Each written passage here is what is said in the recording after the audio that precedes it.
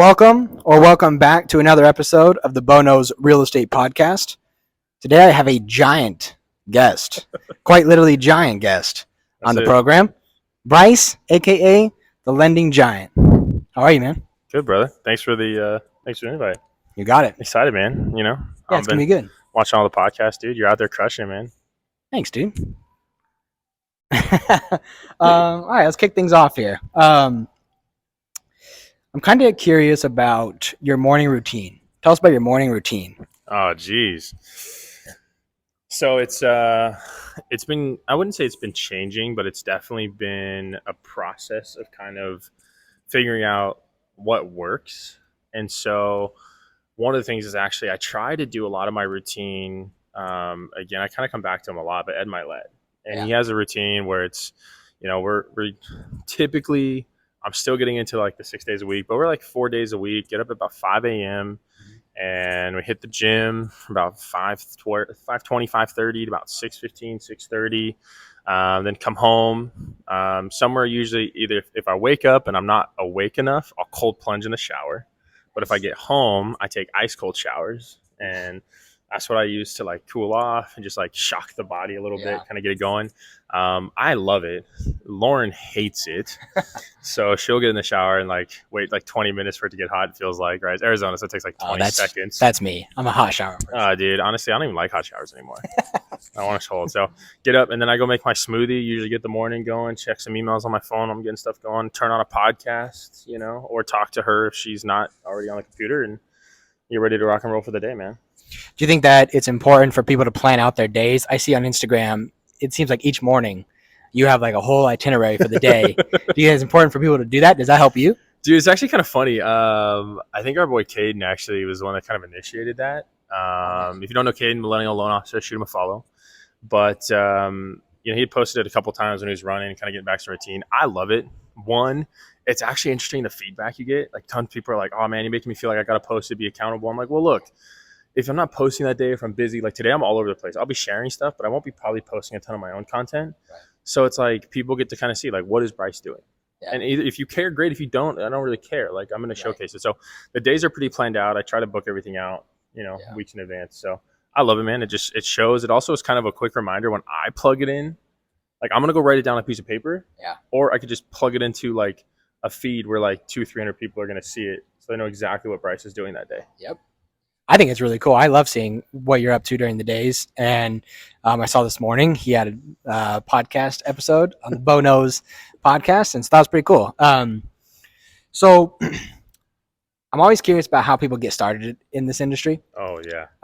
How'd you get started in lending and not like basketball or football or something with your size? 6'9", 335, built like an Austin lineman. I get it. It's actually really funny. I actually have my draft right now. One of my reels for the day is actually how I got started in the industry. A real short snapshot, but long story short, I moved out of my parents pretty early. I was like 18, started some business stuff, did some ventures. I actually walked into my bank at the time, was Comerica Bank, more of a regional West Coast bank. And I was like, hey, are you guys hiring? I literally asked if they were hiring. And I walked over to the branch. They're like, the branch manager and the regional manager are right there talking. Nice. And I was like, sweet, yeah, I'm going to go talk to him. Nice. I'm just a 19-year-old kid. Walked up and said, hey, I'm curious. I'd love to get into it. And honestly, that's how it started. I was 19, started as a teller, worked my way up. And then in about 2017, a manager of mine, we were management level leaderships in the market. And he was like, hey, I'm taking over the lending space at the time I was at B of A. Yeah. And here's an opportunity. And he kind of sold me the dream. Yeah. And this was in California? It was in California, Northern California. It was with Bank of America and NorCal for about 6 years at the time, and then hopped a couple different banks. And dude, I've been in lending since end of 2017. Nice, dude. So you've seen a couple years of different market trends and stuff. Yes. Right now, the big question right now is interest rates. Yep. What are your thoughts on interest rates, and what advice do you have for buyers? Nervous buyers specifically about interest rates? No, that's a good question, man. We get it daily, honestly, and in all forms, even realtors, people trying to figure it out. My biggest thing is you have to have a plan. I mean, dude, I guess like cliche as much as it is, but in the end, like if we run some numbers, we figure it out, you have to pay rent, you have to pay us all this stuff. Maybe we break down the numbers and it makes sense to you, or when you think about it, well, your actual increase in mortgage payment is the interest, right? The principal is actually a deposit into your value. So there's so many different ways to strategize around that. Right. So my biggest thing is honestly set a time with myself, my team, or someone like and trust who will actually be an advisor. Right? If you're just spitting out rates, it doesn't matter, right? There's a lot of data that we follow, and a lot of projections right now are, rates follow inflation. Right. So when inflation spikes like it has, aggressively, that's why mortgage rates spiked aggressively. Right. Banks are making a lot less money. There's a lot less margin out there. So there's a lot of consolidation industry. As we go towards like quarter one and into quarter down towards next year, this time, their projections are to get back down into the fives, maybe even to the mid fours. Okay. And that's the case, then all the people right now that are nervous about 6-7s are going to come flocking back in. Yeah. But the prices will go up. So you always have rates go up, values do a little leveling. Right. Values go up, rates like this. You never have a market where rates are low, values are low. It just never happens. It's literally just pure buying power. Right. So in my opinion, if it makes sense for you, I'm always for it. We just closed on our first house in August of this year in 2022. Yeah. So, I mean, I put my money where my mouth is, and I would love to help people just figure it out. So I think there's cycles, and maybe a little uncomfortable, but nothing good comes from comfortability. Right. What are your thoughts on date the rate, marry the house? So I like it when you add a third piece to that. So one of the things that we talk about is date the rate, marry the house, divorce your landlord. Interesting. And the reason and I can go into total details on this, but the reason for that is this. The house, if you plan on being with her for 3, 5, 10 years, that's where you're going to be. Yeah. But what it is rates go up, rates go down. It's in a cycle for 50 plus years. And so the idea with that is you're going to date the rate because it is a short-term solution. Right. The mortgages are a tool to buy an asset. And everyone talks about how debt's bad. If you do debt correctly, it's an amazing concept. Right. There is no multimillionaires or even billionaires that do not have substantial amounts of debt. Right. It's just done correctly. When you marry the house, well, you're going to be there for that period of time, right? So if you're going to be there for 5, 7, 10 years, you never think about your interest rate. Right. You're only thinking about your mortgage payment. Right. So again, if we're in this payment now, if rates do this is a projection, and there's strategies now to get you the payment as if the rate was 5%. Right. Divorce the landlord, because if the cost of overall goods and everything else is going up, you think your landlord's going to discount your mortgage or your rent payment? It's going to go up. Yeah. So if your rent's going to go up, might as well turn that into a mortgage and just get strategic about it. Yeah, I think that's great information. We're going to take a quick pause here, and then we're going to talk about 2-to-1 buy downs. We'll be right back.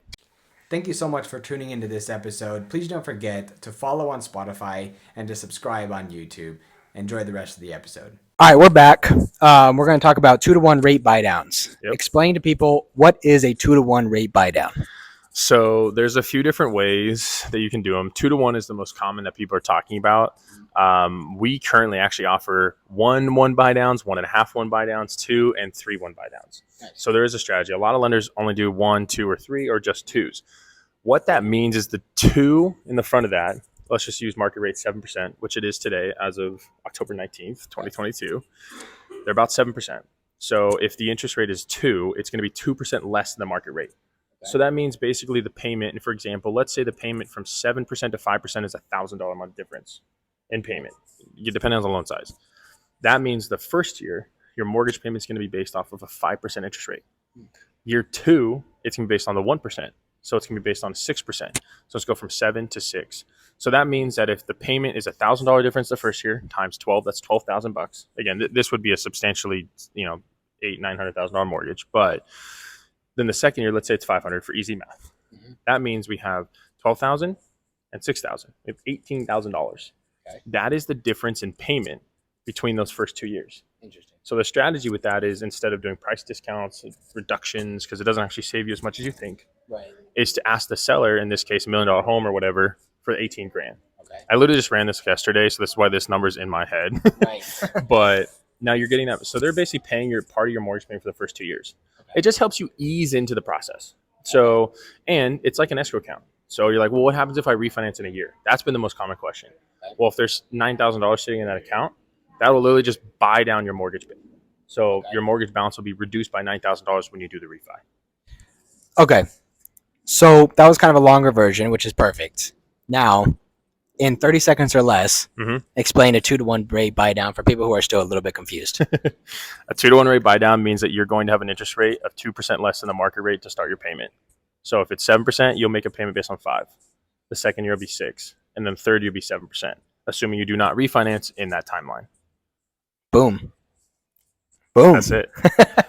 Awesome, man. Yeah. So, because I know the 2-to-1 rate buy down has been a big topic lately. Huge. Along with seller concessions. Yep. So, do you want to talk about seller concessions for a minute, just briefly? Yeah, it's actually interesting. I just pulled some market data this morning. We got some data coming out. So this is really interesting to me. It says, right, so we're talking about how seller concessions are back. The 2-1 buy down was a strategy that hadn't been around. It's been around for forever, but wasn't sold when rates are 3%.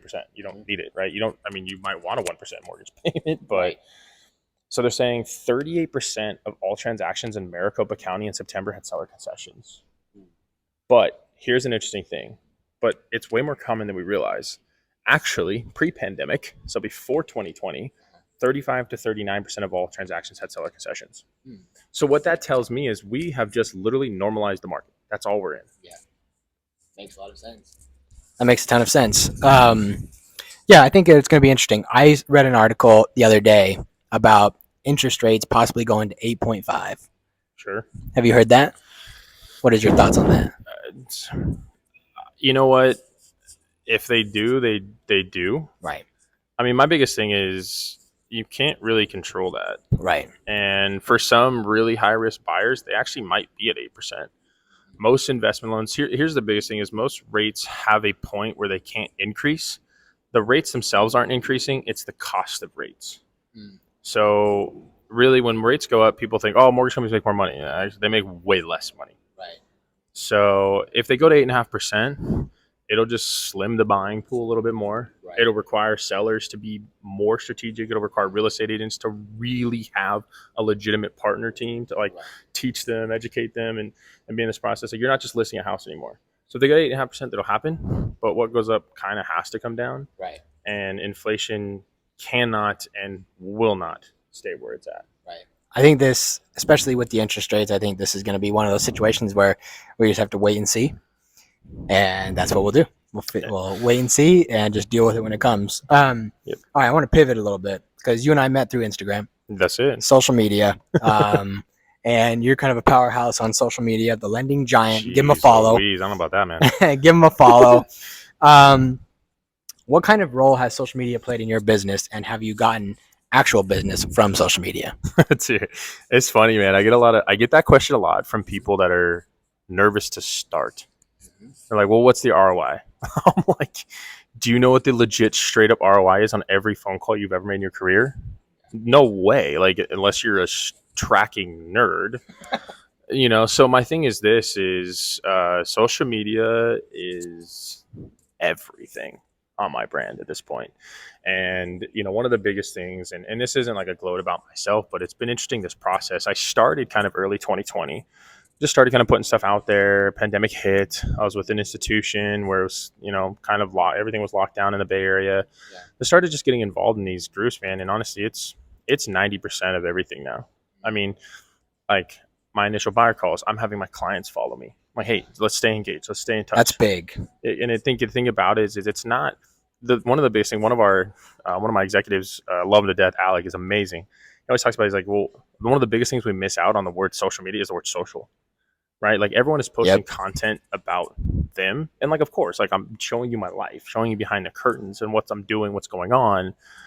But like, if you actually went through all of my contacts, or like at least my messages anyways, those people, I guarantee you ask them, they'd be like, oh yeah, he's messaged me. Oh, he's liked my stuff. He's commented on my stuff. Like, I'm legit, you're engaging. So I think social media, like, you don't have to have the professional and the edits, all that stuff. And I know, like, you don't do any professional edits outside of your own stuff, right? And you've gone from 900 to like 2,200 followers in what, 9 months, 12 months? Yeah, about a little less than 12 months. So in July of 2020, I remember this because I was like, ooh, it was kind of a vanity metric, honestly, for like the followers, the likes, the views. I'm like, and it's October 2022. Right. Went from 900. I think I have just shy of 4,100 followers now. All organic. Yep. Well, your content is pretty amazing. I think that you do a really good job of providing more value than asking for business. Mm-hmm. You provide a lot of value in your content, and I think that people want that. They don't want to be sold to on social media. People, in my opinion, and tell me if you think differently, but people, in my opinion, don't go to Instagram and TikTok to find a real estate agent or to find a lender. No, dude. They just don't. I don't think it's the first place most people do. I think YouTube is one of those, and maybe if you're engaged with somebody, they'll be trying to connect with you. But right. Yeah, I think people go to Instagram and to TikTok to be entertained. And I believe that they look for places. If they're going to be visiting Scottsdale or Sedona or Flagstaff, they're going to be looking for places to stay, looking for cool places to eat. And then if you're posting content consistently about you and your business around these locations, you're going to pop up and you're going to be able to start making, relationships with people. What do you think when it comes to engagement versus views? When it comes to business, what are your thoughts on engagement versus views?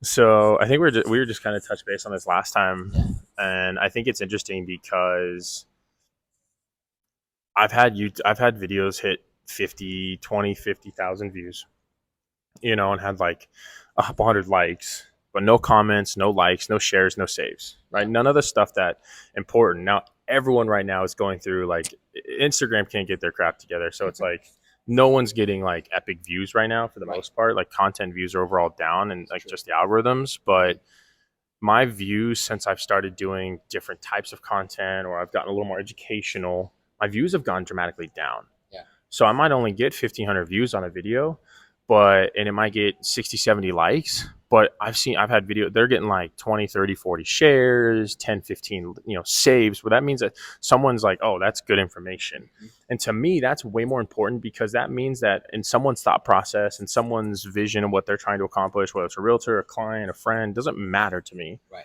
There was some value in that. Right. And that's all that really matters. Right. So. And they may even be saving that post to share with a friend who's looking to buy, and then boom, there's your referral. 88 or 92% of all my interactions are non-followers. Yep. Oh, same. Yeah. Well, and that's also because of Reels, right? Yeah. And so for anybody who's not posting Reels, hop on that train quickly, because it's rapidly starting to become oversaturated. So, but it's still super powerful. Yeah. I think the last time I looked, we were talking about this last time. In the last 30 days, I have about 40,000 accounts reached. Yep. And it's all Reels. It's all from Reels, and it's all from non-followers. I think that's insane. It's super powerful that you can reach that many people who aren't following you. Yeah. That's wild to me. And that's why, honestly, in my opinion, that's why engagement's more important. Like, if you have 20 million views, but you don't get a single anything out of that. Right. Like, I'll have clients comment on my stuff, or I'll have other realtors tag, hey, question about this, or someone hit me up yesterday. He's like, hey, can I remix your reel about not putting 20% down and put my own thing on it? And I was like, yeah, dude, just hit the remix button. And he was like, oh, sweet. Like, I'm like, dude, that's what it's there for. Right. So it's there to be a resource. It's there to share information. And obviously in the end, like, we want business. We want to help you. We want to do that. We'd love to do your escrow. We'd love to do your, buy side, listing side, content, marketing, whatever you need, because we want to pay the bills too. Right. But at the same time, like, if you get value from that, I've had people tell me. I had one client actually about 2 weeks ago. She's like, hey, I shared one of your videos with my lender that I'm talking to, and they didn't have any further information. And then I hit you up, we talked about it, and you provided so much value in like a 20-minute conversation. She's like, it's why we decided to go with you, because like they couldn't help me. Yep. And I was like, dude, that's amazing. Like, thank you so much. Like, that is the most endearing option. Like, it makes me so happy. Yeah. I think that I've been getting a lot of questions recently about social media, especially since I've started the podcast, and I have guests like you who are really knowledgeable in your field and in social media. Yeah. I think that one of the questions I've been asked a lot recently is, should I be scheduling my posts? And in my opinion, unless you're a social media manager for multiple businesses, I feel like scheduling your posts is a lazy way out. And so I wanted to get your thoughts on scheduling apps to post your content for you across the Yeah. platforms? So in schedule, like it's difficult because we post to Instagram, Facebook Reels on personal, Facebook Reels on business, YouTube Shorts, TikTok, posting. I even have a Pinterest board. Yeah, I mean, we're me too. like Yeah. we're putting out information that's on every single platform possible. Just like revamping my Google page. So there's like you can do like a system like Hootsuite. Mhm. And Hootsuite's probably the most integrative, like it's the best like pre-posting app, but it can cost you $200 a month. Right. So yeah, unless you're a legitimate influencer or that's everything that you do, Right. I do not. So I get the content. If it's edited videos, I get them back. I save them. Like I don't even start to draft them anymore in Instagram. Yeah. I just kind of download. Okay, what are the ones I want to post this week? Right. What am I going through? Right. And usually it's just one of my morning routines to go on. You know, I'm not doing long captions anymore like you used to. It's just more like the video should speak for itself, and if it doesn't, hit me up. Right. So my thoughts on this, just as a little quick rant. I believe that it's just like I think Instagram and TikTok and YouTube are just like any other business. Yeah. They want you to use their business. Correct. And they want you to be Their inside platform. of their business, inside of their platform. And so my advice for whatever it's worth is to be in these apps, using their features, using their text tools, using their music, because you'll even see that you can post a video on Instagram, save that without the watermark, post it on TikTok, and TikTok will take the sound away because that's something that's not in their platform. Correct. And you don't want that because eventually if you continue to do that, TikTok will, or Instagram, whichever platforms, they'll start to suppress your account. And then it's a really hard fight to get back. It was a big one for a long time was TikTok, because TikTok has a feature to like auto post Instagram. And for a long time they were legitimately like not pushing it how to TikTok wire. Now I know they've removed some of that, but yeah, I mean, but if you go to Instagram, like trending, if you're doing any sort of trending sounds or doing like the hour, like that vision on TikTok is completely different than Instagram's.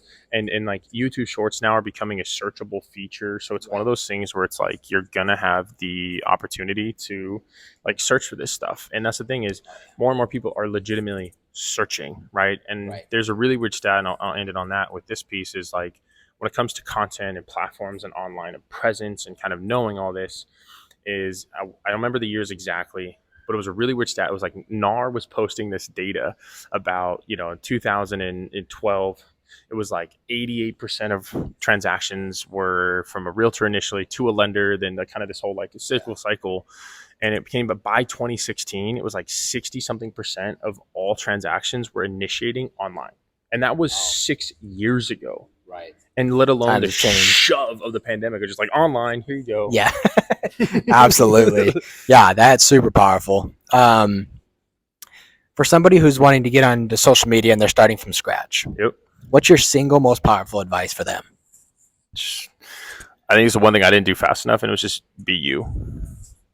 Like literally just show your personality, show your opinions. Like you can't please everybody. Mm-hmm.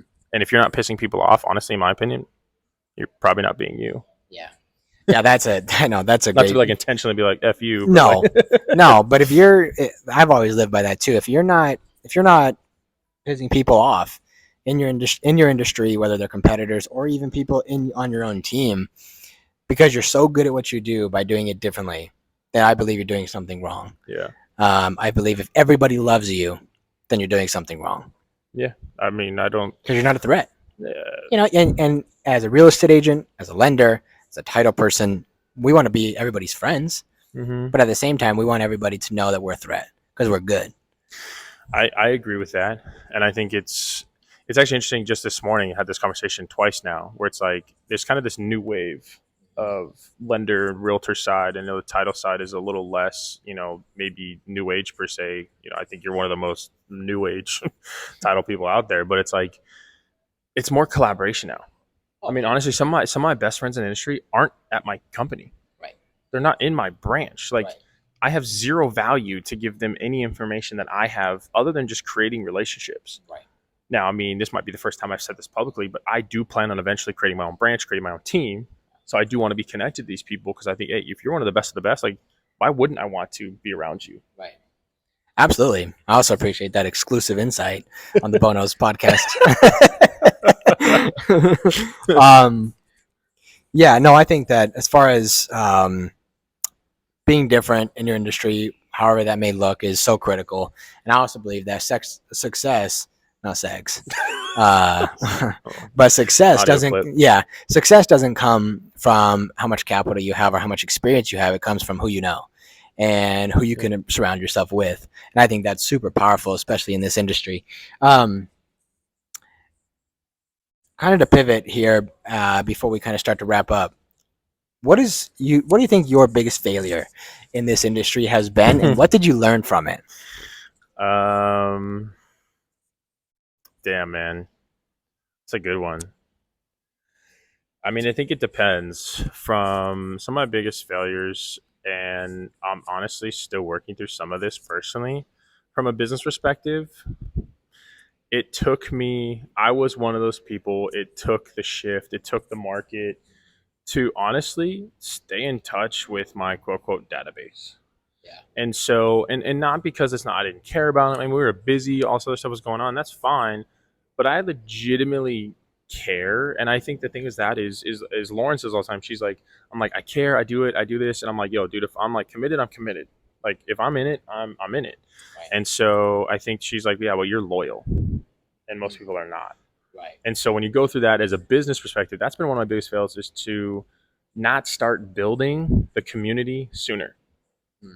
From a personal perspective, honestly, sometimes with the success of the last couple of years off and on, and we're all going through a rock right now, but there was moments where I might have let some of that success get to my head. And I'm the last person on the planet that wants to like let money change me, anything like that. Right. But there was moments where one of my best friends had to like have a conversation. He's like, bro, like kind of being an asshole. Right. I was like, got it, done. I literally cried about it. Yeah. I was so upset that image had actually come out. Right.